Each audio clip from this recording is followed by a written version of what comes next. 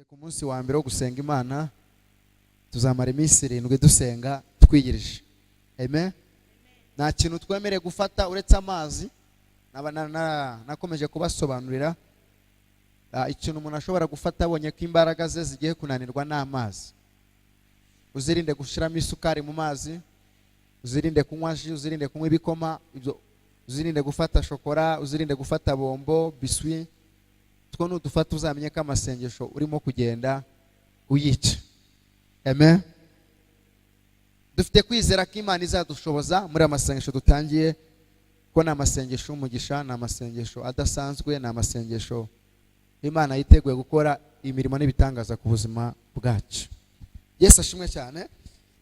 Reka dusome ijambo ry'Imana gatoya. Ijambo ry'Imana turi busange mu Bami ba mbere ibice 18. Abami ba mbere ibice 18 turasoma n'umurongo wa 36 tugeze 39. Abami ba mbere ibice 18 umurongo wa 36 tugeze 39. Aha niho tugiye gusanga insanganyamatsiko y'igiterane cyacu kivuga ngo bimenyekane ko Uwiteka ari we Mana. Dusome mu izina rya Yesu Kristo. Haravuze ngo nuko agejeje igihe cyo gutamba igitambo cya nimugoroba, Eliya umuhanuzi yegera igicaniro aravuga ati, Uwiteka Imana ya Aburahamu na Isaka na Isiraheli, uyu munsi bimenyekane ko ari we Mana mu Bisiraheli, kandi ko ndi umugaragu wawe. Nkaba nkoze ibyo mugaragu wawe, nkaba nkoze ibyo byose kubw'ijambo ryawe. 37 aravuze ngo nyumvira Uwiteka, nyumvira kugira ngo aba bantu bamenye ko ari wowe Mana, kandi ko uri wowe ugarura imitima yabo. Uwo mwanya umuriro w'Uwiteka uramanuka utwika igitambo cyotswa n'inkwi n'amabuye n'umukungugu, ukamya amazi yari mu ruhavu yose.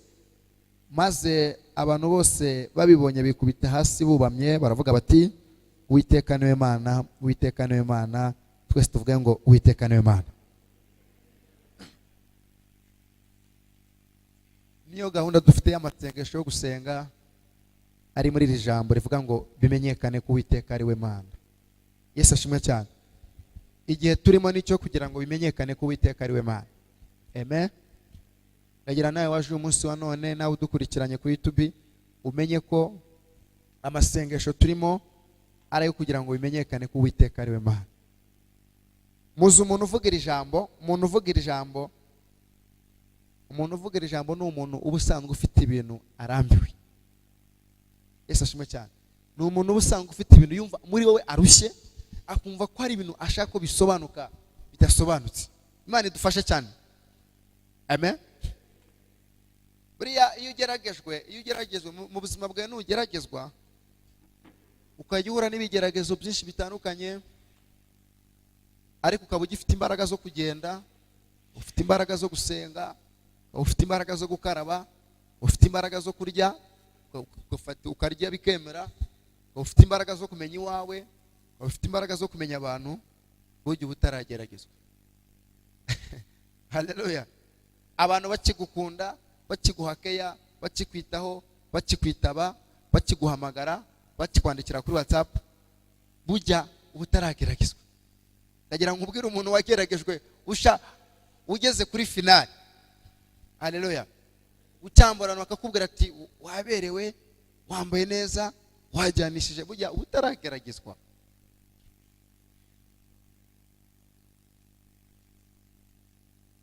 Iyo wageragejwe rero, iyo ikizakora ko umuntu yageragejwe, arahantu abarokore bakunda kwita ngo hari ahantu hitwa muri ndabyemeye. Muri ndabyemeye. Burya iyo utaragera muri ndabyemeye, burya nubana n'umuntu asakuza mu kigeragezo, ukumva arimo arasakuza, waracyafite n'imbaraga zo gusakuza, aracyafite nako ko gusakuza. Burya abatarageragezwa. Ndagira ngo gusobanure aya masengesho turimo kugira ngo umenye agaciro, umenye impamvu twayafashe. No kugira ngo bimenyekane. Ndagira rero maze gusobanura ibintu bivuga ngo bimenyekane ibyo ari byo. Ese ninde ubivuga? Ninde usenga iryo sengesho?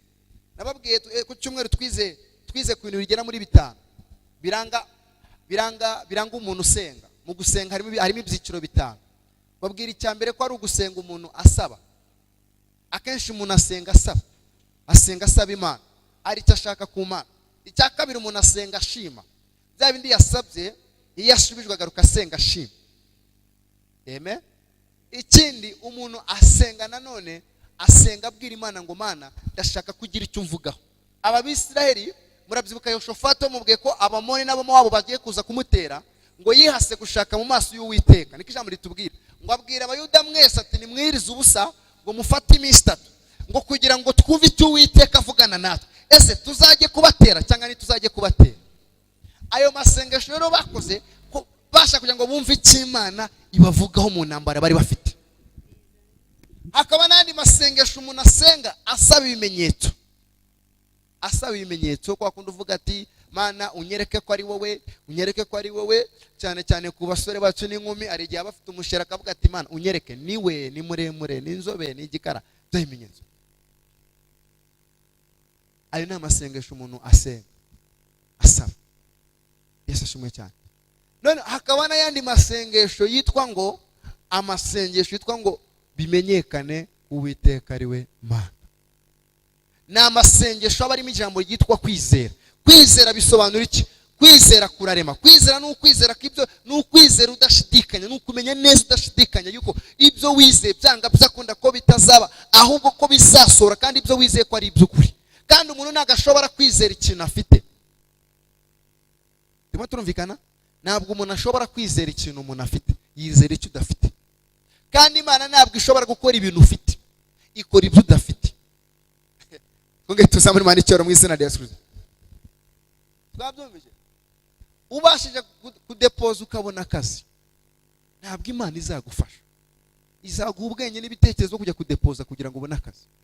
Ariko akazi nukabura, izaza yerekane ko ari Imana itanga akazi, iguha akazi. Niyo mpamvu ijambo rivuga ngo bidashobokera abantu bishobokera iki? Imana.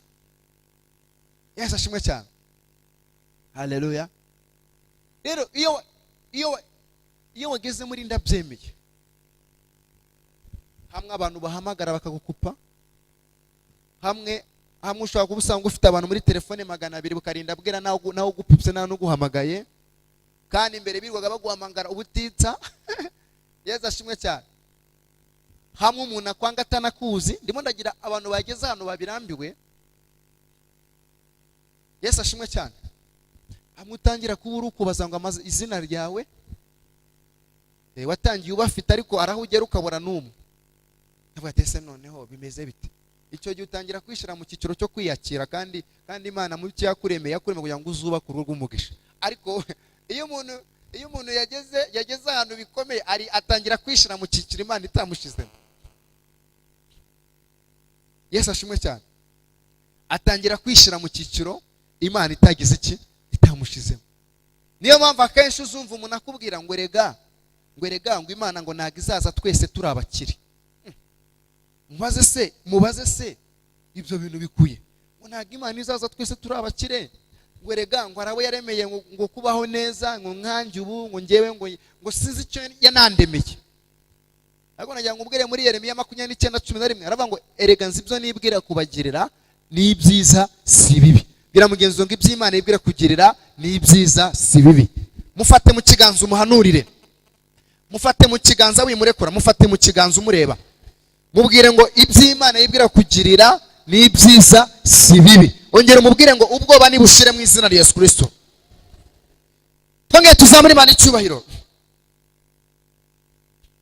Iby'Imana yibwira kukugirira we waje gusenga, wowe uri hano, si bibi ni ibyiza. Ahubwo hari umwanzi Satani ushaka kutakira wa mugisha w'Imana. Ariko aya masengesho turimo ni amasengesho yo kugira ngo Imana twongere tugira n'ubusabane n'Imana, twongere duhure n'imigisha yacu mu izina rya Yesu Kristo. Amen. Amasengesho turimo rero ni amasengesho yitwa kwizera. Eliya ngo yari afite ikibazo cy'uko Ahabu yari yarayobeje abantu ubwoko bw'Imana, bakajya basenga ibigirwamana, bakajya basenga ibishushanyo. Bari abahanuzi ba Bayali bari 400 bari 450 n'abashara 400, ngo bose bari abantu 450. Eliya yari umuntu umwe ngo akajya ahora ngo ahaba musuzugwa ati iyo Mana usenga nikora, iyo Mana usenga nishoboye. Ati wigize umuhanuzi wari hamagaye, ati wigize umurokore, ati iyo Mana uvuga nibaho. Ndagira ngo mubwire ngo amasengesho turimo nabwiye ngo nayo masengesho kugira ngo bimenyekane ku Uwiteka rema, bimenyekane ko mwavuganye, bimenyekane ko ariyo yavuganye na Imana ihindura ubuzima bwawe, Imana ihindura amateka, Imana ikwiyereke, Imana ikurwanire mu izina rya Yesu Kristo. Haleluya, haleluya. Twongeye tuzamure Imana icyubahiro. Ira ngo mbanze ngusobanurire we waje gusenga nawe dukurikirana kugira ngo umenye agaciro k'amasengesho dufite twatangiye. Imana idufashe cyane. Hari ibintu Imana yagiye ibwira, hari ibintu Imana yagiye ivugana natwe, ariko ibyo bintu Imana yagiye ivugana natwe ukibaza kuki bidasohora. Imana idufashe. Harimo abantu bafite amasezerano, mu Kenya tugiye gusengera amasezerano, murabyuka ko twavuze ko abantu bazabizana ku rupapuro ibyifuzo 7 ababyanditse muri agenda, tugiye guhita tubisengera mu kanya. Uko twandikiye abantu nibadusubiza, twandikira abayobozi nibadusubiza, twandikira abakuru wacu nibadusubiza, uyu munsi mwaya masengesho tugiye kwandikira Imana mu izina rya Yesu. Nawe utwumva niba ari bwo warukiza, muri aya masengesho dufite gahunda yo kwandika ibyifuzo 7. Nuze kurenza 7, tuzamara iminsi 7 tubisengera. None ataha mu rugo rwawe ujye ubipfukamaho saa 9 ugiye gusenga, ubishire ku mavi, ubipfukameho, vuga ati Mwami, aya masengesho ndashaka ko ubuzima bwanjye buhinduka, ndashaka ko ubuzima bwanjye bukira, ndashaka ko Mwami umbuwa agaciro. Ibyo byose Imana iraza gufasha mu izina rya Yesu Kristo. Usaba agapapuro rero ubyandike, nawe udukurikiranye ufate ahantu uri bwandike ibyifuzo byawe, wandike ibyifuzo 7, tugiye kubisengera, wizere Imana iraza guhindura amateka y'ubuzima bwawe. Amen. Yesu ashimwe cyane. Eliya ikintu yakoze ni kimwe, yazamuye kwizera, yazamuye agaciro ko kwizera, azamura kwizera. Abwira haba aramubwira ati rero nge nubwo ndi umwe mwe muri 450, ariko nimuze tujye Karumeli tujye gusenga Imana, iramuka idusubirishije umuriro aba ariyo tuzakurikira. Tuve mu magambo, tuve mu matiku, tuve mu biki byose bidasobanutse, ahubwo twe tujye ku musozi Karumeli. Murafata imfizi nanjye ndafata indi, mudutambe ibitambo, mwegere inyuma musenge, idusubirisha umuriro kandi abari mwe mubanza. Ariko bwira mugenzi ngo wakwakire kwizera mu izina rya Yesu Kristo. Mubwire ngo akira kwizera umunsi wa none. Ntago nshaka kubwereza kuko nari umwigisha, ariko Imana ishimwe cyane. Haleluya. Ariko nagira ngo ubwire ngo Eliya yari afite kwizera. Yesu ashimwe cyane. Eliya yari afite kwizera. Kuko impamvu yari afite kwizera, ntabwo yababwiye ngo abari gutamba. Urimo kumvikana? Ntiyababwiye ngo abari ngira bubanze gutamba. Ahubwo yaravuga ati mwebwe mubanze mutambi. Murumvikana neza? Bigaragara yari afite amakuru y'ijuru yuko ibyo bari bukore bitari buze kwemera. Ndagira ngo mwaya masengesho Imana izakubika amakuru y'ijuru, Imana izakubika amakuru meza, Imana izakuvugeho, ikuvugeho ibintu bidasanzwe. Kuko igira ngo yari afite ubwoba, yari kuvuga ati rero babanza se umuriro ukaza, akavuga ati reka bari njye ubanza. Ariko aravuga ati mwebwe mubanze. Ndashaka ko mwaya masengesho dufite, igihe Satani yakubwirije kirahagije, igihe amajwi yakwihebesheje kirahagije. Mwaya masengesho ubwira ibyo bibazo byawe, izo ntambara zawe, ibyo ari byo byose. Erega ntago wageragejwe kurusha Yobu, ntago wabaye kurusha Yobu. Dumwari mubizi uyari igihe twishwa ngo twababaye, ngo ni wababaye kurusha Yobu. Yo abana be barapfuye, umugore aramusezerera, arwara ibishyute, yo batangira kujya amasaza muzaho, yigira inama yo kujya mu buvumo, akajya yishimisha ururyo. Nta muntu wigeze ageragezwa kurusha Yobu, ariko ngo yakomeje kuwiteka, akomeza gusenga, akomeza kubana n'Imana. Yesu ashimwe cyane. Ndagira ngo mwaya masengesho ufate ibyo bibazo byawe, ufate izo ntambara zawe, ufate ibyo bigeragezo byawe, ubibwire ngo mwaya masengesho y'iminsi 7 Imana igiye gukora igitangaza. Ubwire uwo mutima wawe, ubwire aborozi bawe, ubwire abakonikoni bawe, ubwire ubwo bukene bwawe, ubwire iyo ndwara yawe, uyibwire ngo namaze kumenya ko hejuru imbaraga zanyu hari imbaraga z'Imana. Ubibwire ati mwabigeragezo mbahaye iminsi. Haleluya. Satani yiduha igihe, ahubwo natwe tumuha igihe mu izina rya Yesu Kristo. Imana ishimwe cyane. Rero bavuga ngo nimubanze, ngo barabanza. Ijambo rivuga ngo bamaze kubanza, ngo bageza nimugoroba mu masaha ya 8:30 ngo bitaremera, ngo rero bwati none nimurekeraho, ngo ndabona Imana azanyuze utarimo kumva, ndabona Imana azanyuze udakora. Ngo rero ngo arangije niko ijambo ritubwiye ngo ku isaha ya nimugoroba. Bwira mugenzi ngo twaje ku isaha ya nimugoroba yo gutaramira Imana, twaje gutamba ibitambo, twiriwe mu kazi. Buri ikintu bita gutamba igitambo, nuvuga ngo Imana ireba agaciro, ireba umuhate w'umuntu. Niyo mpamvu twiriwe mu rugo cyangwa se mu kazi, kugira ngo Imana irebe koko kwayo masengesho tuyarimo. Yego, uzi guteka ibyo kurya utari buze kumva ko umunyu urimo, uzi gukaranga utari buze kubiryaho, nicyo bita igitambo, kugira ngo Imana irebe koko. Kandi niyo agatima gakubise, buya ni nko wamaze kubirya unushaka ujye wirira. Yesu ashimwe cyane. Kuko hari igihe umuntu avuga ati inkoko mba nyiriye, ati mba nyiriye, ariko nuko ndi mu mutima yahiriye kare. Nicyo bita gutamba igitambo. Ubu aya masengesho y'iminsi 7 ndakwifuriza imbaraga. Tuzahuramo n'ibigeragezo byinshi, ariko abazabicamo bazakira kunesha, bazakira amashimwe, bizamenyekana ko Uwiteka ari Imana. Ndagira ngo wikomeze umutima, wikomeze umubiri wawe, wikubwira ngo bimeze gute. Mu gitondo wari wabyutse, narababwiye ngo niwumva unaniwe, niko nababwiye, niwumva unaniwe, wumva byanze, uzamamagare usengera Imana ikongera imbaraga. Yesu ashimwe cyane, niko nababwiye. Mu gitondo wari wabyutse hamagara, kandi ubwo ngo nibyari saa 1. Araba ngo pastor ngo byanze. Imana ishimwe cyane. Saa 1 za mu gitondo yabyutse ambwira, navuze si umuntu ubyutse umamagara mu gitondo, umuntu umamage mu gitondo byagenze gute? Ndamwitaba, araba ngo pastor ngo numva byanze. Ndamugateze ndaseka, nabateze byanze saa 1 koko turi ku munsi wa mbere. Arangije ngo none se ngo ubuse ngo wanywa jisi ubu ngubu. Namwate twumvikanye n'Imana ko tuzanywa amazi gusa, nitwiza twumvikana Imana aho amasengesho umuntu asenga kanargerega arahari. Twari gusenga twirira, birashoboka Imana yari no kutwumva, ariko gahunda twumvikanye n'Imana ni ugufata amazi. Ndamusengera hashize isaha, arambwira ati ndumva imbaraga zigarutse. Namwate n'abadayimoni bashaka kunyaga umugisha wawe. Wikwemera ko Satani kunyaga umugisha mwe y'amasengesho, wikwemera ko imbaraga z'umwijima zigutwara ubwiza bw'Imana, uyikomezeho uyasenge. Nubona byanze ujye uhaguruka usenge, uzenguruke inzara.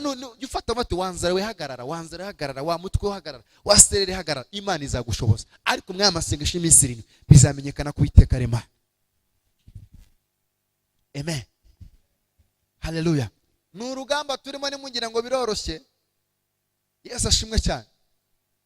Satani azagerageza kuba yakora ikintu agusha imvura ngo abantu nibase, ateze ibibazo bitandukanye mbese, ariko nagira ngo Imana izagukomeze. Uko watangiye ku munsi wa mbere, ntuzabure mu nzu y'Imana. Imana izabona umugisha mu izina rya Yesu Kristo. Haleluya. Eliya azamura kwizera, arababwira ati tujye Karumeli tujye gusenga. Aravuga ngo idusubirisha umuriro. Niyo Mana idusubirisha umuriro. Ndashaka umwe amasengesho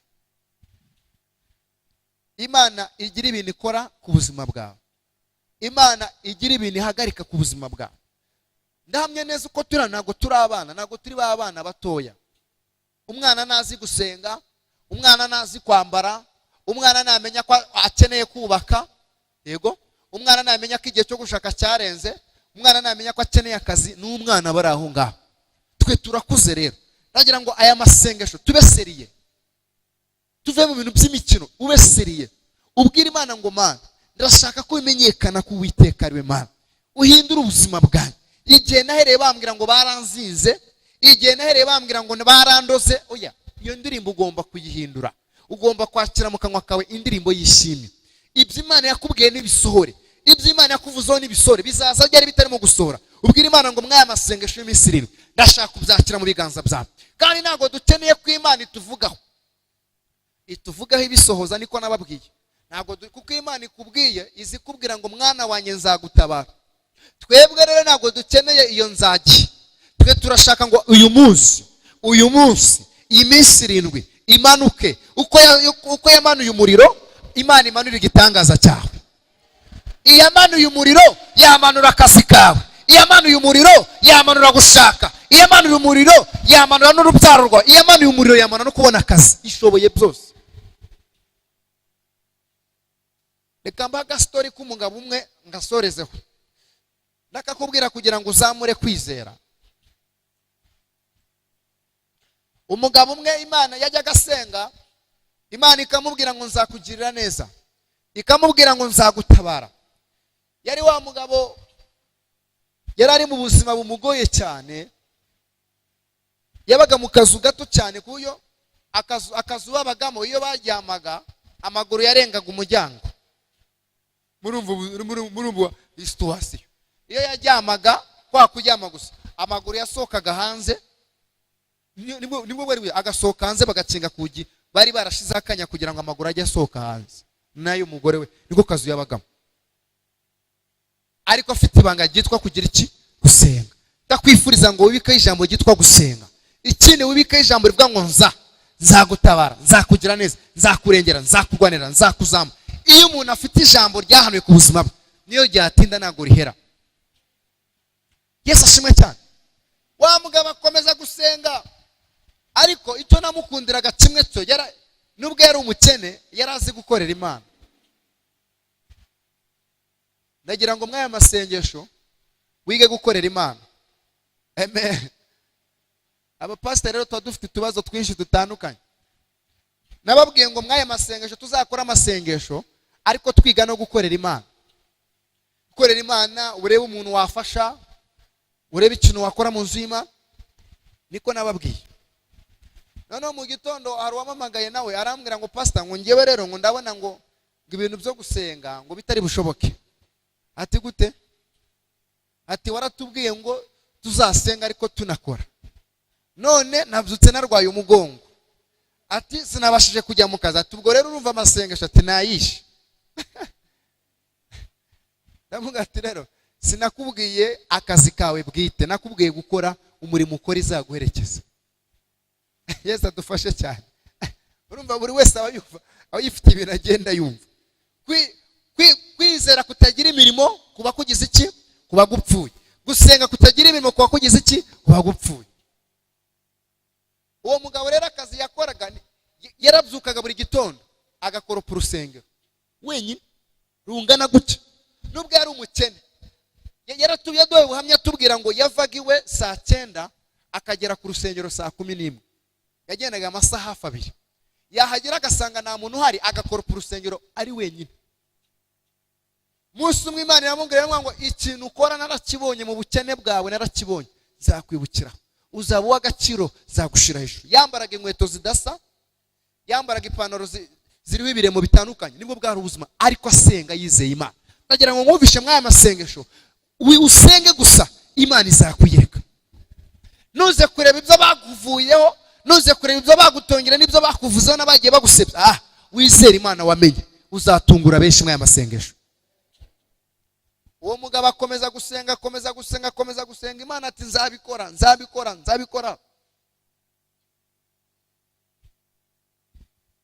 Yari afite abantu 8. Imvura umuntu wari ufite abantu 8 bari barishwe na bwaki bose. Abantu 8 se umufuka w'umuceri ko bawumara iminsi 3, wakanga ko ari iminsi 2. Ubwo guteka no guteka ibiro 5. Yari afite utwana twinshi kandi tukiri dutoya cyane. Yesu adufashe cyane.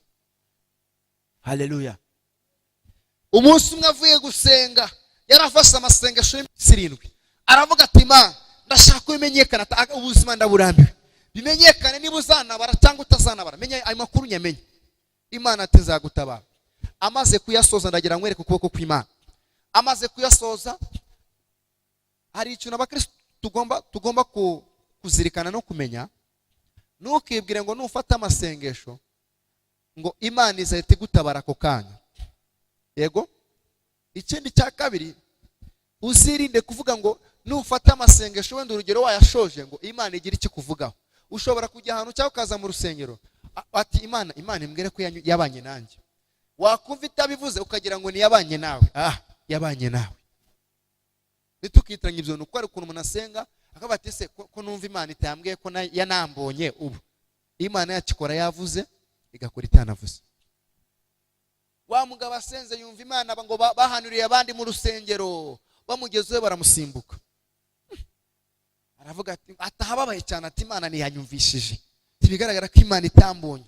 Atayikira ati busuko nta no kumbwira ko yanambonye byibuza. Atahababaye. None ngo arimo arataha, ageze ku mugasamba ahantu gato, yumva arashaka kujya kwihagarika. Yesu ashimwe cyane.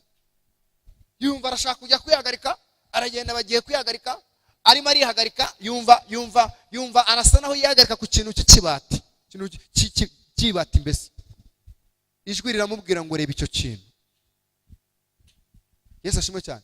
Aragenda paka agikora ibyatsi, akomeza areba, ijwi riramubwira ngo komeza ukikure. Aracukura mpaka n'ibitaka, mpaka aracukura agera ku gasanduku. Ijwi riramubwira ngo gakuremo. Agakuramo. Apfunduye asanga na $1 arimo. Agiye kuvuza induru, ngo ati ceceka. Kubera agiye kuvuza induru, ari igihe Imana igusubiza ukagira ngo wacanganye icyo. Ndashaka ko mwaya masengesho Imana izagusubiza ukumva ukarushaho kwizera Imana. Mwaya masengesho Imana izagutunguza ikintu utigeze utekereza ku buzima bwawe. Hari igihe Imana igutungura ukagira ngo wavangiwe. Agiye kuvuza induru, ijwi ati ceceka. Ati sinakwe ko nzakugira neza, ati cyane.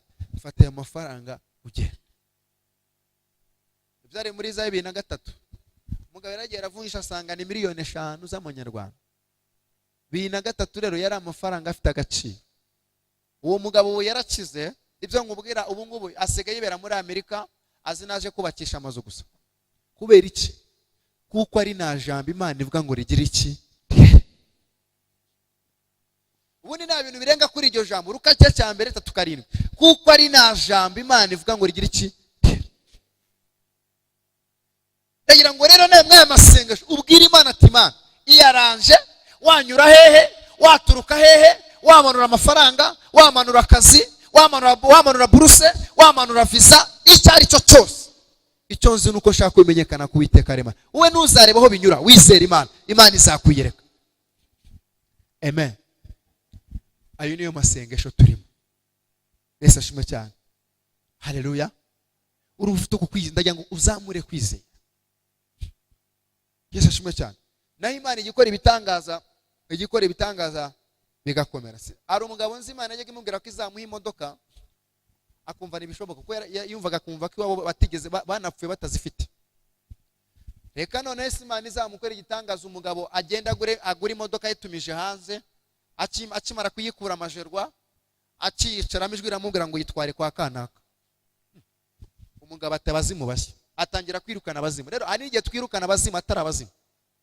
Ati kwagira Yesu yari umurokore, atabazimu bashya. Ngo ariko Mana icyo ngukundira nuko utameze nk'abantu. Umugabo ajya mu modoka akajya yijijisha, ijwi rikaza ati kwagira Yesu, ati abazimu, ati none atubanza ibirozi, ati nukubera iyi modoka, ati none ibirozi byaje. Ijwi rikavuga ati ndi Uwiteka, ntago ndi dayimoni, nta nubwo ndi satani, ndi Uwiteka, ndavuze ngo iyi modoka yitware kwa kana. Hari ibintu dukora tutabizi. Niba mugira ngo mwaya masengesho baseriye, kuko hari impano Imana iguteguriye. Baseriye hari umugisha Imana iguteguriye. Baseriye hari agaciro Imana ishaka kuguha. Wowe bamaso gusa, bwira mugenzi ngo mwaya masengesho bamaso.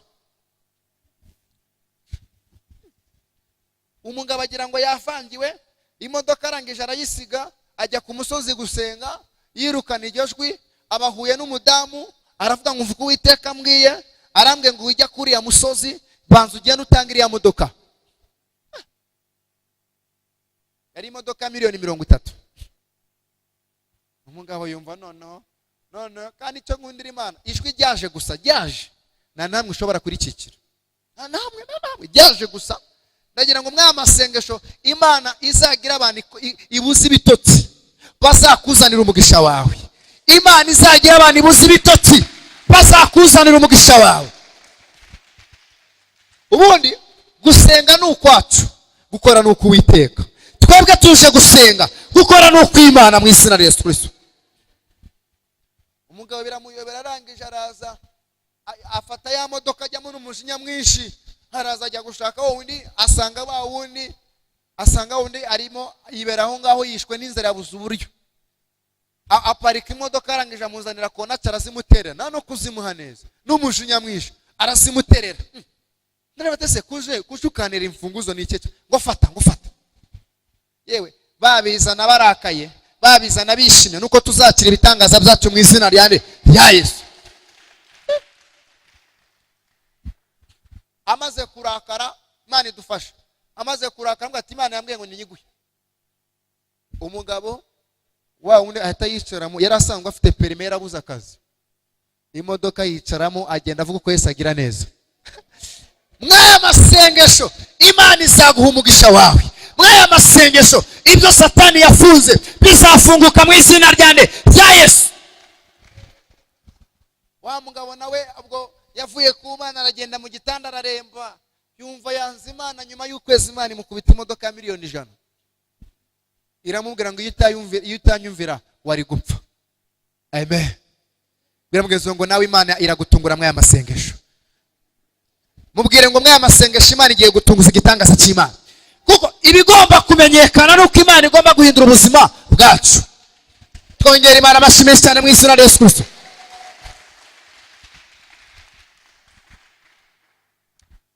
Twabyumvishe, wivuga ngo abagabo barabuze, umugabo wawe arahari, ahubwo Satani akunyuzaho atari.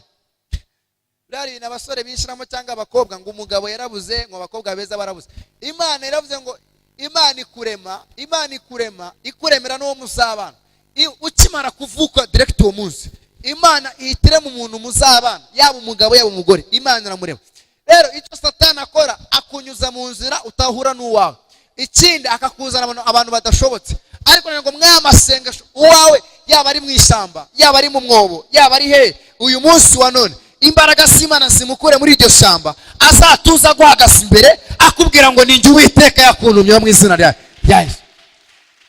Niko kure. Ikintu ugomba kumenya mu Kristo nawe nkurikiranye, ikintu ugomba kumenya ni ukuvuga ngo buri wese Imana imuremera umugisha. Buri wese afite umugisha we. Ntabwo Robert ushobora kuzajya kugwanira umugisha we, kuko mfite umugisha wanjye no ufite umugisha wawe. Rero icyo Satani akora, agenda tubuza umugisha. Ariko iyo twasenze, agaciro ko gusenga, akamaro ko kwiyiriza, iyo wasenze Imana iguhuza n'umugisha wawe. Iyo wasenze wongera kugirana ubusabane n'Imana. Iyo wasenze wongera kugira favor y'Imana. Iyo wasenze hari iminyiri kuvaho bikamenyekana ko wasenze Imana. Nibazakubesha, nibazakubwire ngo kandi ikindi abarokore ndakwifuri muri aya masengesho, ndagusaba nkwinginga, wisaba Imana utuntu turi simple. Wisaba Imana utuntu tw'abantu badatekereza, kuko hari igihe umuntu aba adatekereza. Umuntu igeze kuza araba ngo pasa ngo nimusengere, ngo arashaka 20,000 gusa. Ubwo yarambwira ati pasa ati ndashaka gucuruza. Ati none ndambwira ati none mbwira amafaranga ushaka. Ati ndashaka ko Imana iba 20,000. Ndamuhaze se nibyo amadolari woya, nibyo amagande ni ati nibyo amanyarwanda. Nyumvira, umuntu ushobora gufata iminsi 7 asa 20,000. Umugabo umwe bigeze kujya ku musozi gusenga ari 2. Bagezeho umugabo abakubise isengesho ati Imana ndashaka 1,100,000 z'amadolari. Undi aravuga ati Imana nge ndashaka 50,000 by'amanyarwanda. Umugabo aravuga ati se urashaka 50 by'amadolari cyangwa n'iby'amanyarwanda? Ati n'iby'amanyarwanda. Nibyo byakuzanye ati cyane. Umugabo afata mu ikofara yabarara aravuga ati fata utahe sigarane n'Imana yanjye. Wa wundi na n'ubu aracyasabiriza, wasabye 50,000 by'amanyarwanda, wa wundi wasabye 1,100,000 z'amadolari, ubu ni umukirere yabonye. Ukusa ntabwo Imana izaguha ibirenze ibyo usaba. Ntabwo Imana izaguha ibirenze ubwenge bwawe. Izaguha ihashije kwifuza ku mutima wawe. Nusaba bike iraguha bike. Ndagira ngo mwaya masengesho y'iminsi 7 wisaba nk'abana. Urasa 1,000,000 hariya mu mujyi gukodesha umuryango ni 2,000,000. Ubwo uri ufite yerekwa cyangwa urashaka gucuruza mu ikaritsiye nk'abantu bashaka ko bacuruzi bakomeye. Zamura kwizera mu izina rya Yesu. Urimo urasaba ngo urajya kurangura muri bihugu duturanye, undi arasaba kujya kurangura mu Bushinwa, urumva ufite iyerekwa? Bwira Imana ngo ninangira gucuruza nzurira indege njye kurangura hanze zana amakontineri mu izina ryande rya Yesu. Zamura kwizera mwe amasengesho, Imana irakora ibitangaza by'amaraso Yesu Kristo. Ndagira ngo duhaguruke twese duhaguruke twegere ijuru.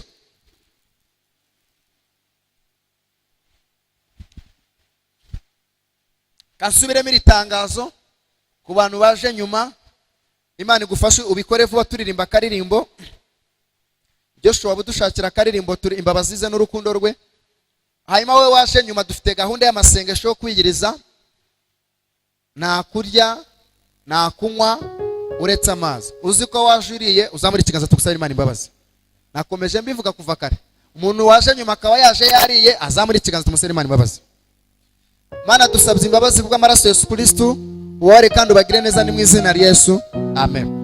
Ubutaha rero nzajya nerekwa nuza nzajya mbwira abadiyakoni ati mumuherekeze abatashye. Kuko ntago nzahura buri munsi ati muzamura imbabazi. Nzajya mbwira abadiyakoni ati uriya Imana imbwiye ko yariye mumubwire agende pore pore mumwifuriza amahoro y'Imana.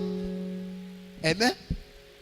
Hanyuma Imana yadusabye ko tugomba kwandika ibyifuzo 7. Tuzamara iminsi 7 ibyo byifuzo 7 tubisengera.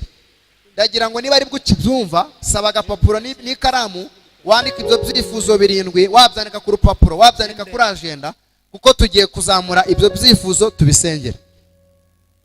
Imana ibafashe. Katurimba ukaririmbo kugira ngo abo bantu babe bandika ibyo byifuzo, kandi utegura ahantu ubifite kugira ngo tuze kubisengera, kugira ngo twakire n'umwigisha wacu.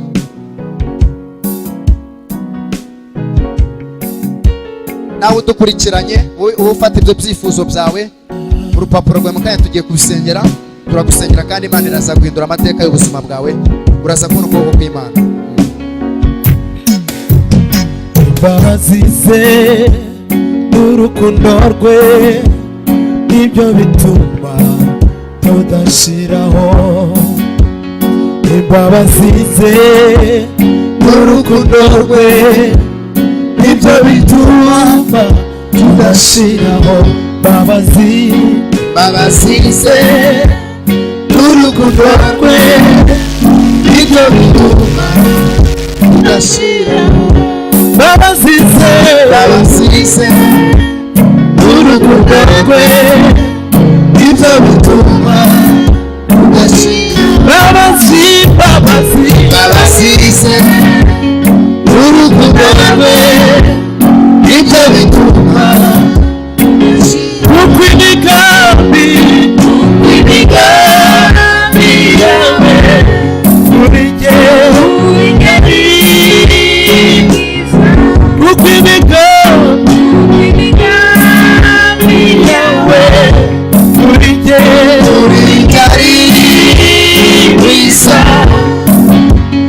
zako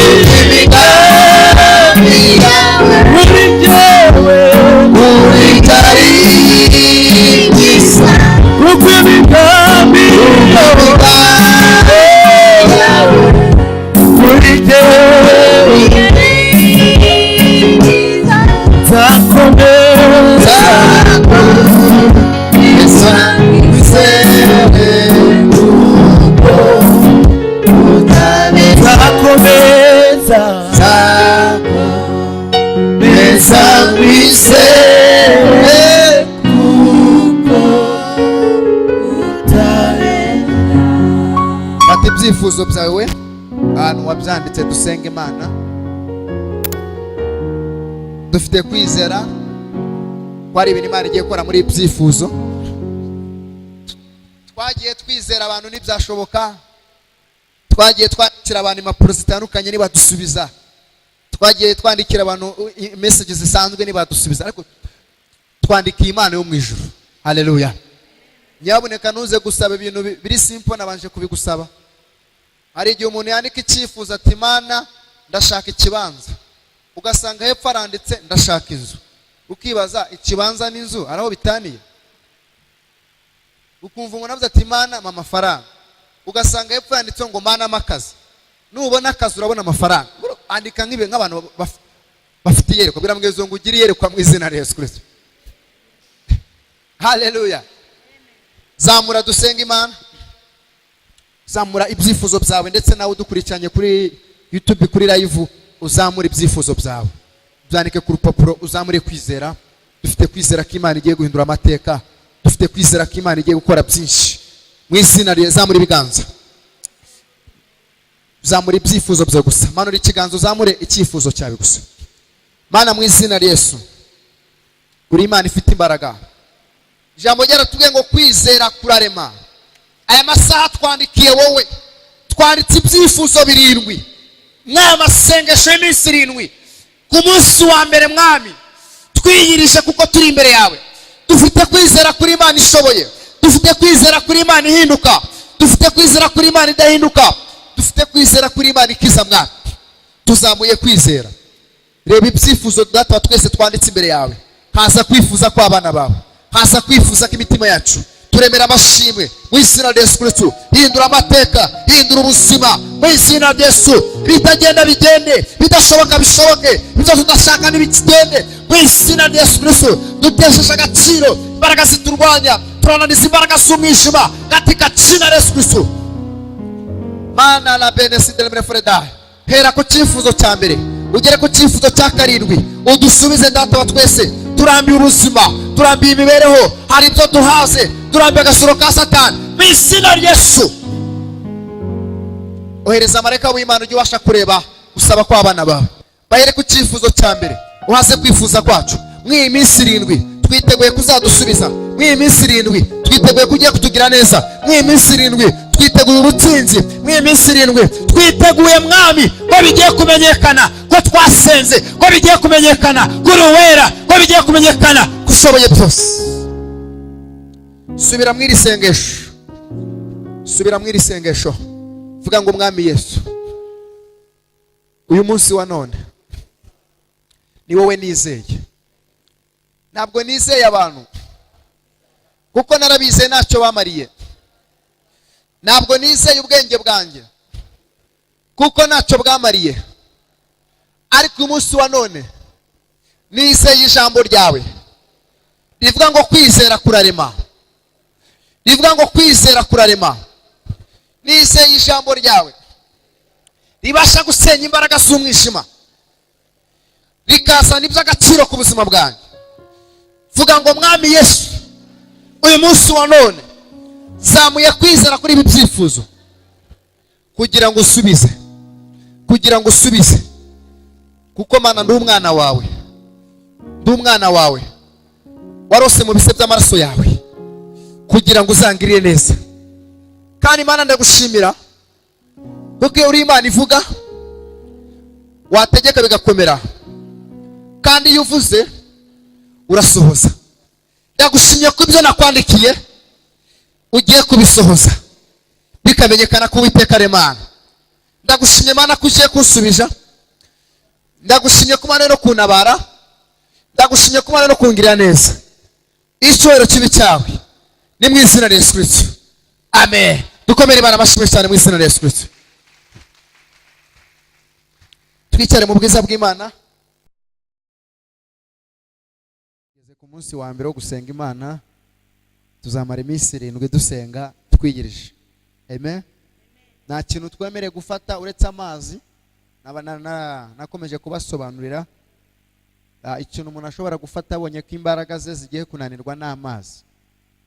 Uzirinde gushiramo isukari mu mazi, uzirinde kunywa ji, uzirinde kunywa ibikoma, uzirinde gufata shokora, uzirinde gufata bombo, biswi. Two n'udufata uzamenye ko amasengesho urimo kugenda uyica. Amen. Dufite kwizera ko Imana izadushoboza muri amasengesho dutangiye, ko na masengesho umugisha, na masengesho adasanzwe, na masengesho Imana yiteguye gukora imirimo n'ibitangaza ku buzima bwacu. Yesu ashimwe cyane. Reka dusome ijambo ry'Imana gatoya. Ijambo ry'Imana turi busange mu Bami ba mbere ibice 18. Abami ba mbere ibice 18 turasoma n'umurongo wa 36 tugeze 39. Abami ba mbere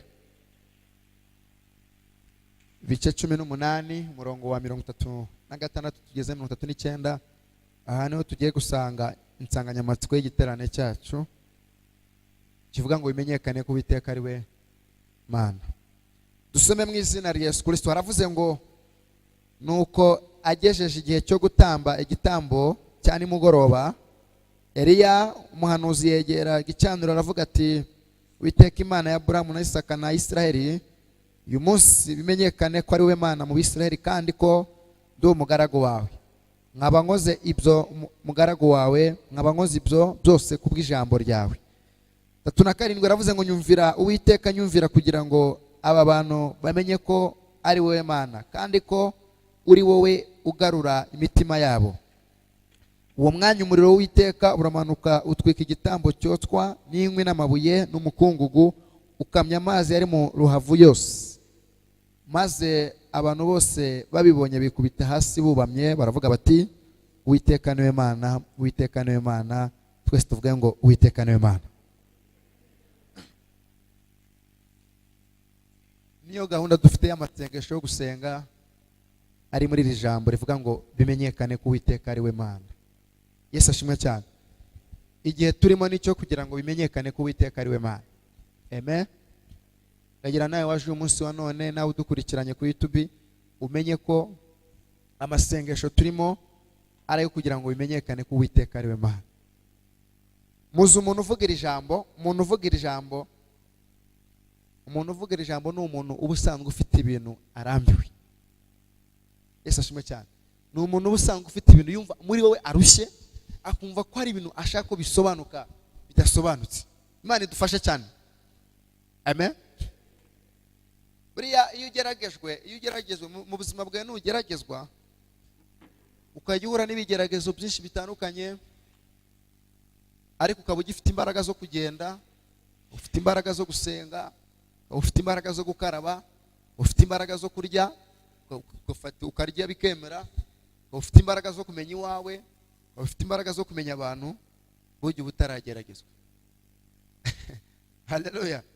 Abantu bakigukunda, bakiguhakeya, bakikwitaho, bakikwitaba, bakiguhamagara, bakikwandikira kuri WhatsApp, burya uba utarageragezwa. Ndagira ngo ubwire umuntu wageragejwe ugeze kuri finale. Haleluya. Utamborana bakakubwira ati waberewe, wambaye neza, wajyanishije, burya uba utarageragezwa.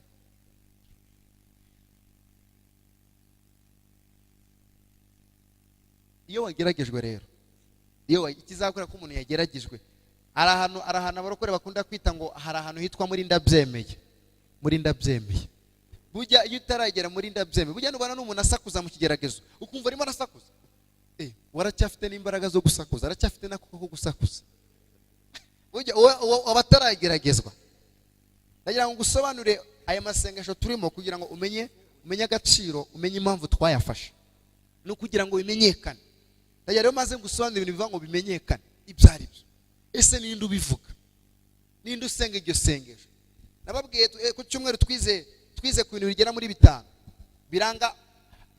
biranga umuntu usenga. Mu gusenga harimo ibyiciro 5. Babwira icya mbere ko ari ugusenga umuntu asaba. Akenshi umuntu asenga asaba Imana, ari icyo ashaka ku Mana. Icya kabiri umuntu asenga ashima. Bya bindi yasabye, iyo yashubijwe agaruka asenga ashima. Amen. Ikindi umuntu asenga nanone, asenga abwira Imana ngo Mana ndashaka kugira icyo mvugaho. Ababisiraheli murabyibuka Yehoshafati mubwiye ko Abamoni n'Abamowabu bagiye kuza kumutera, ngo yihase gushaka mu maso y'Uwiteka. Niko ijambo ritubwira. Ngo abwira Abayuda mwese ati nimwirize ubusa, ngo mufate iminsi 3, ngo kugira ngo twumve icyo Uwiteka avugana natwe. Ese tuzajye kubatera cyangwa ntituzajye kubatera? Ayo masengesho rero bakoze ko bashaka kugira ngo bumve icyo Imana ibavugaho mu ntambara bari bafite. Hakaba n'andi masengesho umuntu asenga asaba ibimenyetso. Kwa kundi uvuga ati Mana unyereke ko ari wowe, cyane cyane ku basore bacu n'inkumi, ari igihe bafite umushera akavuga ati Mana unyereke niwe, ni muremure, ni inzobe, ni igikara, byo ibimenyetso. ayo ni amasengesho umuntu asenga asaba. Yesu ashimwe cyane.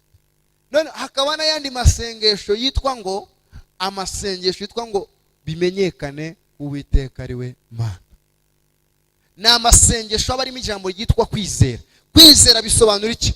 Kwizera kurarema. Kwizera ni ukwizera k'ibyo, ni ukwizera udashidikanya, ni ukumenya neza udashidikanya yuko ibyo wizeye byanga byakunda ko bitazaba, ahubwo ko bizasora, kandi ibyo wizeye ko ari iby'ukuri. Kandi umuntu ntabwo ashobora kwizera ikintu afite. Ndimo turumvikana? Ntabwo umuntu ashobora kwizera ikintu umuntu afite, yizera icyo udafite. Kandi Imana ntabwo ishobora gukora ibintu ufite, ikora ibyo udafite. Konge tuzamure Imana icyoro mu izina rya Yesu. Twabyumvise? Ubashije kudepoza ukabona akazi, ntabwo Imana izagufasha. Izaguha ubwenge n'ibitekerezo kujya kudepoza kugira ngo ubone akazi. Ariko akazi nukabura, izaza yerekane ko ari Imana itanga akazi, iguha akazi. Niyo mpamvu ijambo rivuga ngo bidashobokera abantu bishobokera iki? Imana. Yesu ashimwe cyane. Haleluya. Rero iyo wageze muri ndabyemeye, hamwe abantu bahamagara bakagukupa, hamwe ushobora kuba usanga ufite abantu muri telefone 200 bukarinda bwira nawe ugupipse nawe uguhamagaye, kandi imbere birwaga baguhamagara ubutitsa. Yesu ashimwe cyane. Hamwe umuntu akwanga atanakuzi, ndimo ndagira abantu bageze hano babirambiwe. Yesu ashimwe cyane. Hamwe utangira kuba uri kubaza ngo amaze izina ryawe, watangiye ubafite ariko arahugera ukabura n'umwe. Ndavuga ati ese noneho bimeze bite? Icyo gihe utangira kwishira mu cyiciro cyo kwiyakira, kandi Imana mu cyo yakuremeye kugira ngo uzubake urugo rw'umugisha. Ariko iyo umuntu yageze ahantu bikomeye, atangira kwishira mu cyiciro Imana itamushizemo. Yesu ashimwe cyane. Atangira kwishira mu cyiciro Imana itagize iki? Itamushizemo.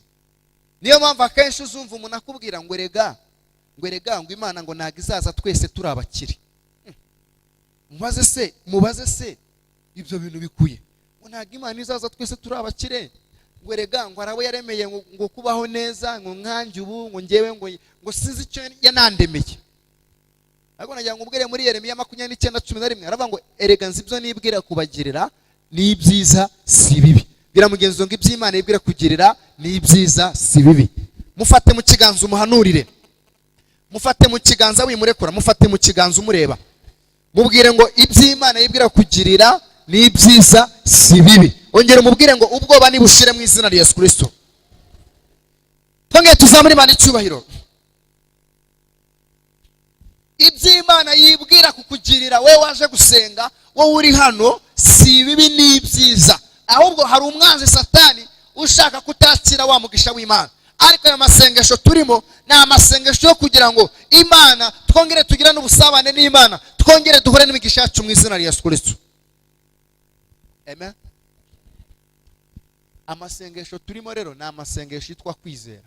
Eliya ngo yari afite ikibazo cyuko Ahabu yari yarayobeje abantu ubwoko bw'Imana, bakajya basenga ibigirwamana, bakajya basenga ibishushanyo. Bari abahanuzi ba Bayali bari 400 bari 450 n'abashara 400, ngo bose bari abantu 450. Eliya yari umuntu umwe ngo akajya ahora ngo ahaba amusuzugura ati iyo Mana usenga nikora, iyo Mana usenga nishoboye, ati wigize umuhanuzi wari hamagaye, ati wigize umurokore, ati iyo Mana uvuga nibaho. Ndagira ngo mubwire ngo amasengesho turimo nabwe ngo nayo masengesho kugira ngo bimenyekane ku Uwiteka Imana, bimenyekane ko mwavuganye, bimenyekane ko ariyo yavuganye na Imana ihindura ubuzima bwawe, Imana ihindura amateka, Imana ikwiyereke, Imana ikurwanire mu izina rya Yesu Kristo. Haleluya. Haleluya. Twongeye tuzamure Imana icyubahiro. Ira ngo mbanze gusobanurire we waje gusenga nawe dukurikirana kugira ngo umenye agaciro k'amasengesho dufite twatangiye. Imana idufashe cyane. Hari ibintu Imana yagiye ibwira, hari ibintu Imana yagiye ivugana natwe. Ariko ibyo Imana yagiye ivugana natwe ukibaza kuki bidasohora. Imana idufashe. Harimo abantu bafite amasezerano, mu Kenya tugiye gusengera amasezerano, murabyuka ko twavuze ko abantu bazabizana ku rupapuro ibyifuzo 7 ababyanditse muri agenda, tugiye guhita tubisengera mu kanya. kuko twandikiye abantu ntibadusubiza, twandikira abayobozi ntibadusubiza, twandikira abakuru bacu ntibadusubiza. Uyu munsi mwe aya masengesho tugiye kwandikira Imana mu izina ryande rya Yesu. Nawe utwumva niba ari bwo wari ukiza, muri aya masengesho dufite gahunda yo kwandika ibyifuzo 7. Ntuze kurenza 7. Tuzamara iminsi 7 tubisengera. None ataha mu rugo rwawe ujye ubipfukamaho saa 9 ugiye gusenga, ubishire ku mavi, ubipfukameho, vuga ati Mwami, aya masengesho ndashaka ko ubuzima bwanjye buhinduka, ndashaka ko ubuzima bwanjye bukira, ndashaka ko Mwami umbuwa agaciro. Ibyo byose Imana iraza gufasha mu izina rya Yesu Kristo. Usaba agapapuro rero ubyandike, nawe udukurikiranye ufate ahantu uri bwandike ibyifuzo byawe, wandike ibyifuzo 7, tugiye kubisengera, wizere Imana iraza guhindura amateka y'ubuzima bwawe. Amen. Yes, ashimwe cyane. Eliya ikintu yakoze ni kimwe, yazamuye kwizera, yazamuye agaciro ko kwizera, azamura kwizera. Abwira haba aramubwira ati rero nge nubwo ndi umwe mwe muri 450, ariko nimuze tujye i Karumeli tujye gusenga Imana, iramuka idusubirishije umuriro, aba rero tuzakurikira, tuve mu magambo, tuve mu matiku, tuve mu biki byose bidasobanutse, ahubwo twe tujye ku musozi Karumeli. Murafata imfizi nanjye ndafata indi, mudutambe ibitambo, mwegere inyuma musenge, idusubirisha umuriro, kandi abari mwe mubanza. Ariko bwira mugenzi ngo wakwakire kwizera mu izina rya Yesu Kristo. Mubwire ngo akira kwizera umunsi wa none. Nago nshaka kubwereza kuko nari umwigisha, ariko Imana ishimwe cyane. Haleluya. Ariko nagira ngo ubwire ngo Eliya yari afite kwizera. Yesu ashimwe cyane. Eliya yari afite kwizera. Kuko impamvu yari afite kwizera, ntabwo yababwiye ngo abari gutamba. Urimo kumvikana? Ntiyababwiye ngo abari njye uri bubanze gutamba. Ahubwo yaravuga ati mwebwe mubanze mutambi. Murumvikana neza? Bigaragara yari afite amakuru y'ijuru yuko ibyo bari bukore bitari buze kwemera. Ndagira ngo mwe amasengesho Imana izakubika amakuru y'ijuru, Imana izakubika amakuru meza, Imana izakuvugeho, ikuvugeho ibintu bidasanzwe. Kuko igira ngo yari afite ubwoba, yari kuvuga ati rero babanza se umuriro ukaza, akavuga ati reka bari njye ubanza. Ariko aravuga ati mwebwe mubanze. Ndashaka ko mwaya masengesho dufite, igihe Satani yakubwirije kirahagije, igihe amajwi yakwihebesheje kirahagije. Mwaya masengesho ubwira ibyo bibazo byawe, izo ntambara zawe, ibyo ari byo byose. Erega ntago wageragejwe kurusha Yobu, ntago wabaye kurusha Yobu. Dumwari mubizi uyari igihe twishwa ngo twababaye, ni wababaye kurusha Yobu. Yobu abana be barapfuye, umugore aramusezerera, arwara ibishyute. Yo batangira kujya amasaza muzaho, yigira inama yo kujya mu buvumo, akajya yishimisha ururyo. Nta muntu wigeze ageragezwa kurusha Yobu, ariko ngo yakomeje kuwiteka, akomeza gusenga, akomeza kubana n'Imana. Yesu ashimwe cyane. Ndagira ngo mwaya masengesho ufate ibyo bibazo byawe, ufate izo ntambara zawe, ufate ibyo bigeragezo byawe, ubibwire ngo mwaya masengesho y'iminsi 7 Imana igiye gukora igitangaza. Ubwire uwo mutima wawe, ubwire aborozi bawe, ubwire abakonikoni bawe, ubwire ubwo bukene bwawe, ubwire iyo ndwara yawe, uyibwire ngo namaze kumenya ko hejuru y'imbaraga zanyu hari imbaraga z'Imana. Ubibwire ati mwabigeragezo mbahaye iminsi. Haleluya. Satani yiduha igihe, ahubwo natwe tumuha igihe mu izina ryande Yesu Kristo. Imana ishimwe cyane. Eliya aravuga ngo nimubanze, ngo barabanza. Ijambo navuga ngo bamaze kubanza, ngo bageza nimugoroba mu masaha ya 8:30 ngo bitaremera, ngo Eliya aravuga ati none nimurekeraho, ngo ndabona Imana azanyuze utarimo kumva, ndabona Imana azanyuze udakora. Ngo Eliya ngo arangije niko ijambo ritubwiye ngo ku isaha ya nimugoroba. Baramugezo ngo twaje ku isaha ya nimugoroba yo gutaramira Imana, twaje gutamba ibitambo, twiriwe mu kazi. Buri ikintu bita gutamba igitambo, nuba ngo Imana ireba agaciro, ireba umuhate w'umuntu. Niyo mpamvu twiriwe mu rugo cyangwa se mu kazi, kugira ngo Imana irebe koko kwayo masengesho tuyarimo. Yego, uzi guteka ibyo kurya utari buze kumva ko umunyu urimo, uzi gukaranga utari buze kubiryaho. nicyo bita igitambo, kugira ngo Imana irebe koko. Kandi niyo agatima gakubise burya ni nko wamaze kubirya unushaka ujye wirira. Yesu ashimwe cyane. Kuko hari igihe umuntu avuga ati inkoko mba nyiriye, ati mba nyiriye ariko nuko ndi mu mutima yahiriye kare. Nicyo bita gutamba igitambo. Ubu aya masengesho y'iminsi 7 ndakwifuriza imbaraga. Tuzahuramo n'ibigeragezo byinshi, ariko abazabicamo bazakira kunesha, bazakira amashimwe, bizamenyekana ko Uwiteka ari Imana. Ndagira ngo wikomeze umutima, wikomeze umubiri wawe, wikubwira ngo bimeze gute. Mu gitondo wari wabyutse, narababwiye ngo niwumva unaniwe, niko nababwiye, niwumva unaniwe wumva byanze uzamamagare ngusengera Imana ikongera imbaraga. Yesu ashimwe cyane, niko nababwiye. Mu gitondo wari wabyutse hamagara, kandi ubwo ngo nibyari saa moya, aravuga ngo pastor ngo byanze. Imana ishimwe cyane. Saa moya za mu gitondo yabyutse ambwira, navuze si umuntu ubyutse umamagara mu gitondo, umuntu umamage mu gitondo byagenze gute? Ndamwitaba aravuga ngo pastor ngo numva byanze. Ndamugateze ndaseka, nabateze byanze saa moya koko turi ku munsi wa mbere. Arangije ngo none se ngo ubuse ngo wanywa jisi ubu ngubu. Namwate twumvikanye n'Imana ko tuzanywa amazi gusa. Nitwiza twumvikana Imana aba amasengesho umuntu asenga kanarya arahari. Twari gusenga twirira, birashoboka Imana yari no kutwumva. Ariko gahunda twumvikanye n'Imana ni ugufata amazi. Ndamusengera hashize isara mbwa ati ndumva imbaraga zigarutse. Namwate n'abadayimoni bashaka kunyaga umugisha wawe. Wikwemera ko Satana kunyaga umugisha mwe y'amasengesho. Wikwemera ko imbaraga z'umwijima zigutwara ubwiza bw'Imana. Uyikomezeho uyasenge, nubona byanze ujye uhaguruka usenge uzenguruke. Inzara ufata bati wanzara we hagarara, wanzara hagarara, wa mutwe uhagarara, waserere hagarara. Imana izagushoboza. Ariko mwe y'amasengesho y'iminsi 7 bizamenyekana ko Uwiteka ari Imana. Amen. Hallelujah. N'urugamba turimo nimugira ngo biroroshye.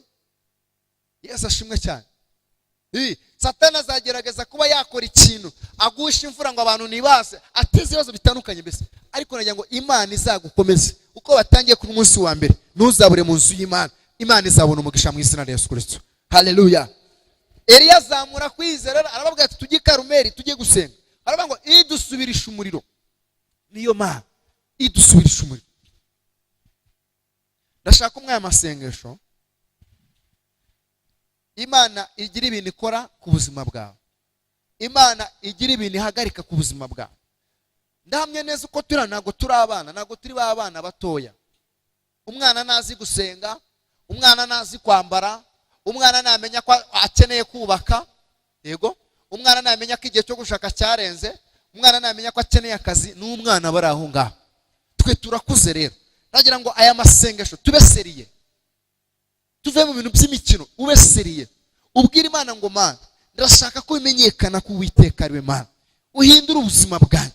Igihe nahereye bambwira ngo baranzinze, igihe nahereye bambwira ngo barandoze, oya, iyo ndirimbo ugomba kuyihindura. Ugomba kwakira mu kanwa kawe indirimbo yishimye. Ibyo Imana yakubwiye nibisohore. Ibyo Imana yakuvuzeho nibisohore, bizaza byari bitarimo gusohora. Ubwira Imana ngo mwaya masengesho y'iminsi 7 ndashaka kubyakira mu biganza byawe. Kandi ntago dukeneye ko Imana ituvugaho. Ituvugaho ibisohoza niko nababwiye. Ntabwo kuko Imana ikubwiye izi kubwira ngo mwana wanjye nzagutabara. Twebwe rero ntabwo dukeneye iyo nzagi. Twe turashaka ngo uyu munsi iyi minsi 7 imanuke uko yamanuye umuriro, Imana imanura igitangaza cyawe. Iyamanuye umuriro yamanura akazi kawe. Iyamanuye umuriro yamanura gushaka. Iyamanuye umuriro yamanura n'urubyaro rwawe. Iyamanuye umuriro yamanura no kubona akazi. Ishoboye byose. Reka mbaga story k'umugabo umwe ngasorezeho. Ndakakubwira kugira ngo uzamure kwizera. Umugabo umwe Imana yajyaga asenga, Imana ikamubwira ngo nzakugirira neza, ikamubwira ngo nzagutabara.